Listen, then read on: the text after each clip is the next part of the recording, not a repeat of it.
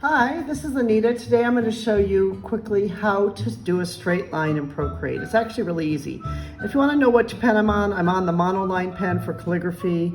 I've got the thickness and the audacity completely up, but you can decide what you want to do. It works on any of them.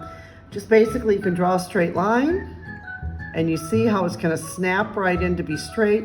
You can move it down, you can move it across, you can move it over. You can decide how you want to move it. And if you want to, you can get another line here, same thing. You can move it, you can move that line over it.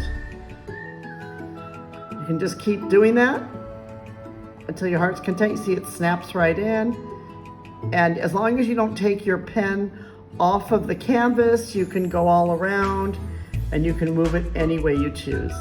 That is how you draw a straight line in Procreate.